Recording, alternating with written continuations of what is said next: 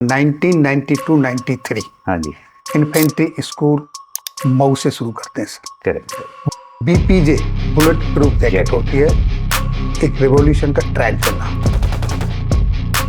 आपने बोला कि ये फेल होगी, काम नहीं करेगी। बोला साइंटिस्ट लोग बोला, हमने इसके अंदर 26 लेयर लगा दिया है, गोली बिल्कुल जाने का हमने कोशिश की है कि ये नहीं जाएगी करके। तो मैंने कहा कि अब तो गोली जरूर जाएगी, ये गोली सीधा परफोरेट करेगी। जय हिंद साथियों, आज सैनिक वेलफेयर न्यूज के मंच पर एक ऐसी शख्सियत से आपकी मुलाकात होने जा रही है जिन्होंने लगभग 4 दशक तक अलग अलग पदों पर रहते हुए भारतीय सेना में रहते हुए मातृभूमि की सेवा की है। सर का कमीशनिंग 2nd कुमायूं में 1981 हुआ।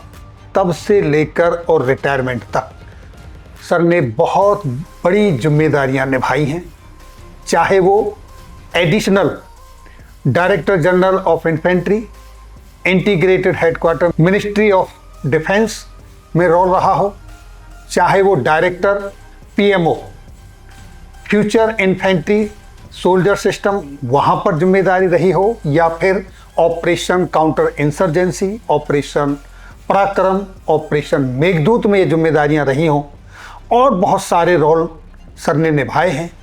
उन पर अगले 20-25 मिनट में हम चर्चा करेंगे।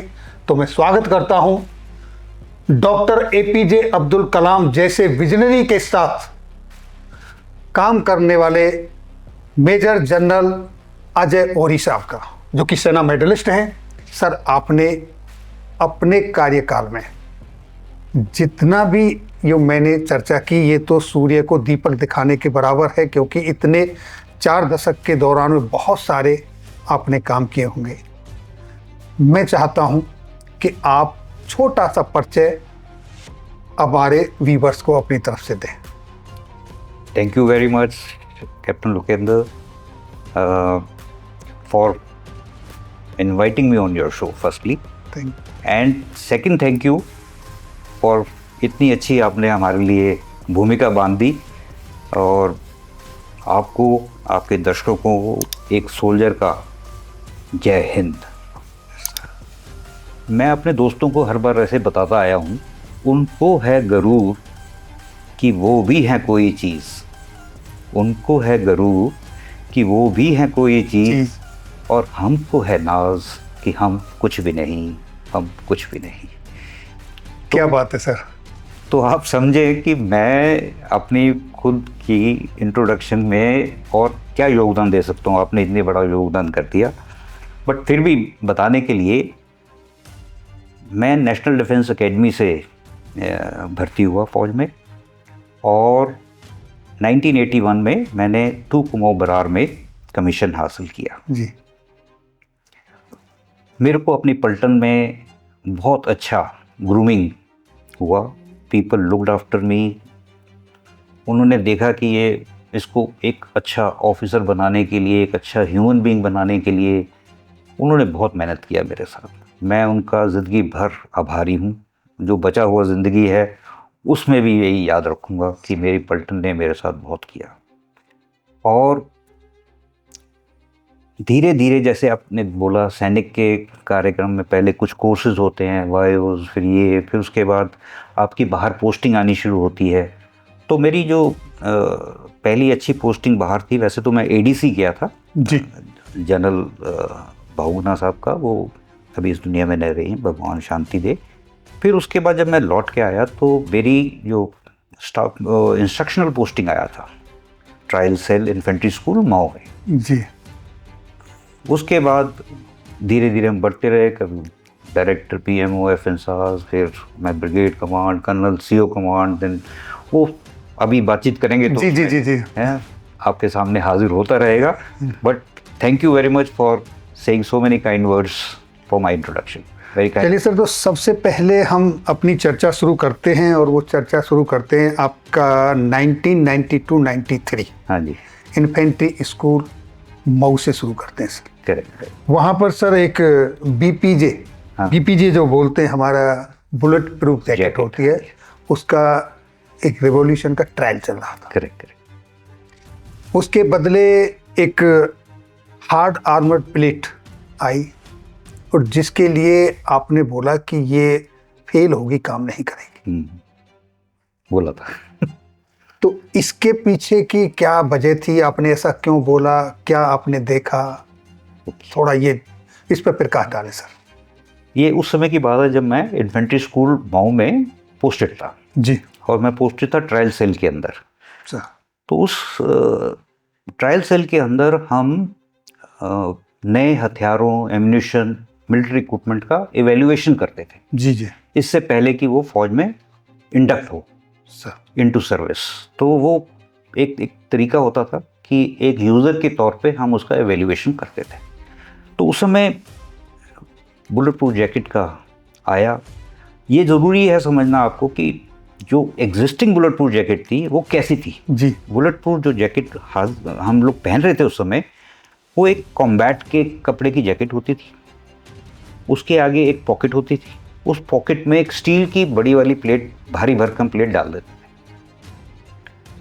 तो कहने का मतलब ये हुआ कि 10-12 केजी का प्लेट आपने ले लिया, जी एक तो वजन बढ़ गया और दूसरा आपके किसी भी शरीर के किसी भी कोने में और आपको कोई प्रोटेक्शन नहीं था।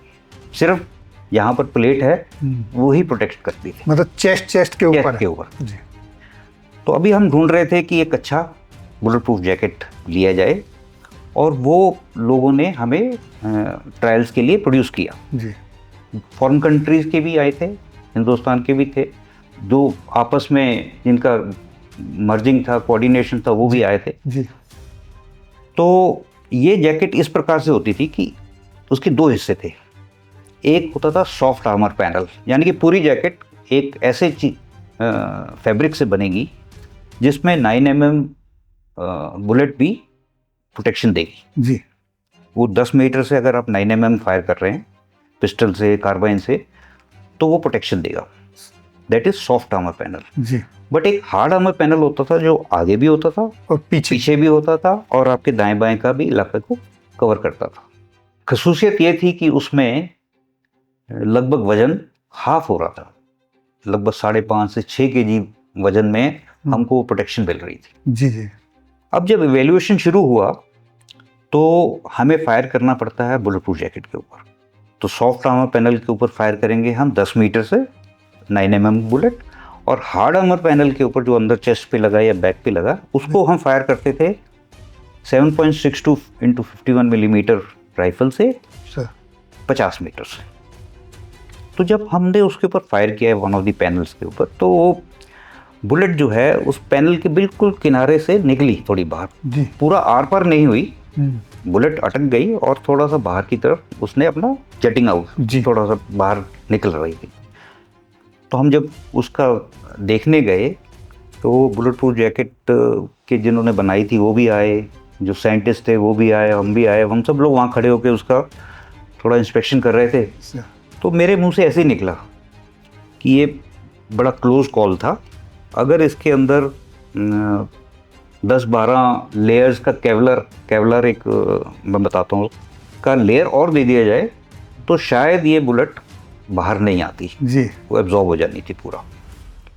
तो मेरा अभी आपको थोड़ा बैकग्राउंड बता देता हूँ कि एक बुलेट प्रूफ जैकेट के लिए जैसे हार्ड आर्मर पैनल है वो एक सेरेमिक प्लेट होती है सर और उसके पीछे केवलर फाइबर का, या केवलर नाम है तो कोई दूसरे तरीके का एरामिड फाइबर का कहूँ जी। बेहतर वर्ड है, वो उसका लेयर्स दिखाते हैं ताकि बुलेट को अरेस्ट कर सके।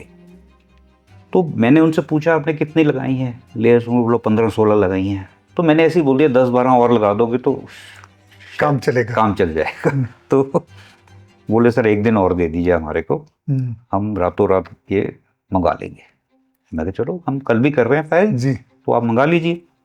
उन्होंने मंगा भी लिया जी और जब लेकर आए मेरे साथ सामने तो उन्होंने बोला हमने इसके अंदर 26 लेयर लगा दिया है केवलर का, परंतु उसके और एडिशनल प्रोटेक्शन देने के लिए हमने एक फाइबर ग्लास भी लगा दिया।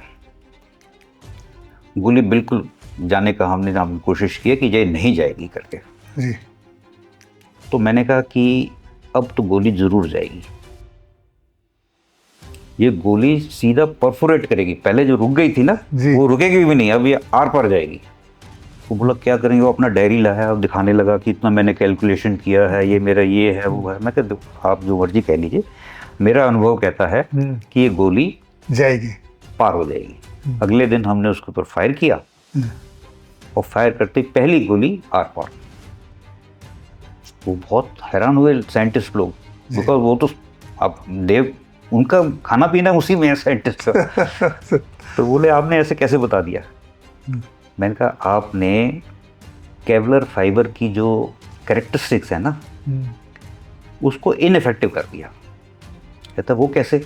मैं कहा ऐसे होता है जैसे गोली यहाँ से आता है ना जी, तो जो फाइबर है जो तो वो ऐसे हो जाता है, वो गोली को बाहर निकलने नहीं देता जी, वो रोक लेता है। बट अब इन्होंने क्या किया, फाइबर लगाया हुआ है, इसके पीछे एक और प्लेट लगा दी और वो यूं हो ही नहीं सकता, फाइबर को पीछे जाने का मौका ही मौका ही नहीं मिला, तो गोली पार होगी। मैं कहा आपको किसी ने नहीं कहा था कि ग्लास फाइबर लगाइए, तो ग्लास फाइबर लगाना था तो केवलर से पहले लगाना था। केवलर ने ही गोली को रोकना है और वो ऐसे करके बन जाता था प्रोग्राम। जी। जब भी किसी केवलर के अंदर आप फायर करेंगे तो वो ऐसे करके हो, जब आप बुलेट प्रूफ जैकेट के पीछे देखेंगे तो ऐसे फोटो आती है कि उसके बीच में गोली को रोक दिया। तो मैंने कहा ये आपने करने नहीं दिया केवलर को, so it is ineffective. Kevlar layer आप जितने मर्जी लगा लीजिए, you have not encash the properties of Kevlar fibre. तो इसलिए वो जो बुलेट प्रूफ जैकेट थी वो फेल हो गई। बट हमने उनको मौका दिया कि आप, क्योंकि वो हमारे खुद के देश की वन ऑफ द कंपनीज थी। Okay sir. तो वो फॉरेन कोलैबोरेशन के साथ काम कर रहे थे, तो उसको मिल जाने से हमें बेहतर रहना था। हर एक चीज़ हमारी R&D होती है, हमारा ये होता, लोगों को manufacturing, supplies, all problems can get solve.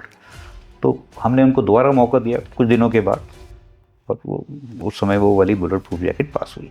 इसका आज भी चल रहा है बुलेट प्रूफ जैकेट का जी। कारण ये है कि वो हर एक चीज़ थोड़ा मॉडर्नाइज होती जा रही है। जो मैंने आपको बताया कि 50 मीटर से 7.62 को फायर कर रहे sir, into 51 millimetre, 7.62 into 51 millimetres, वो लेवल 2 प्रोटेक्शन है।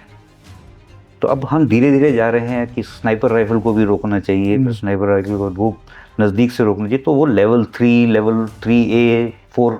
तो अभी भी ये प्रोसेस जारी है ताकि हम जवान को ज़्यादा से ज़्यादा प्रोटेक्शन दे सकें और वो हमारे पास हाजिर रहे ऑपरेशनल टास्क के लिए। तो ये पूरी भूमिका थी उसकी। तो सर वहाँ इतने साइंटिस्ट थे, ये सब R&D करके बना के लाए, उनको सरप्राइज नहीं हुआ कि एक इन्फेंट्री ऑफिसर ने किस तरीके से उनके सारे R&D को की पोल खोल के रख दी? हुए वो लोग बहुत हैरान भी बहुत हुए और उन्होंने फिर मेरा शुक्रिया भी अदा किया। जी बट बाद में क्या होता है कि उनके साथ हमारा बाद में भी ताल्लुक़ रहता है सर। तो मेरे हिसाब से मुझे ऐसा लगा कि उनकी नज़र में मेरी इज्जत बढ़ गई जी कि ये अनुभव के साथ ही उसने हमारा इतना बता दिया। R&D जो साइंटिस्ट है उनके हिसाब से तो मैं मुकाबला नहीं कर सकता था, जी जी जी। बट मैं अपने अनुभव से जो बेसिक मैंने सीखी थी उससे मैंने उनके किया, तो उनको लगा कि ये आदमी इन्वॉल्व है और अपने अनुभव की बात करता है। तो मेरे को लगा कि शायद उनकी आंखों में मेरी इज्जत थोड़ी बढ़ोतरी हुई, तो यहीं तक सीमित रही बात। तो साथियों, अभी आपने सुना मेजर जनरल अजय ओरी साहब को, उन्होंने कितनी बेबाकी से अपनी पूरे सर्विस के दौरान कुछ अंश हमारे साथ शेयर किए जो बड़े ही महत्वपूर्ण थे। आपको कैसे लगे अपनी प्रतिक्रिया जरूर दें, कमेंट्स बॉक्स में लिखें। और अगर आप चाहते हैं किसी और टॉपिक पर, वो देश हित में हो, संस्था के हित में हो या ट्रुप्स के वेलफेयर के हित में हो, तो आप कमेंट्स बॉक्स में लिखें। हम जरूर जनरल साहब से रिक्वेस्ट करेंगे आपकी तरफ से उस मुद्दे पर कोई अगला पॉडकास्ट करने के लिए। सर, आपने अपना इतना बहुमूल्य समय दिया, मैं अपने सभी व्यूअर्स की तरफ से आपको बहुत बहुत आभारी हूँ, आपको धन्यवाद देता हूँ। आपने हमें शो पे बुलाया, thank you very much. And मेरा ड्यूटी बनती थी कि मैं शेयर करूँ कुछ किसी की ज़रूरत हो सकती है, किसी की समझ हो सकती है, किसी को शायद अच्छा भी लगा हो जैसे आपने कहा। और आपको भी, आपकी पूरी टीम को, आपके दर्शकों को भी मेरा एक बार फिर एक सोल्जर का जय हिंद। जय हिंद, जय भारत।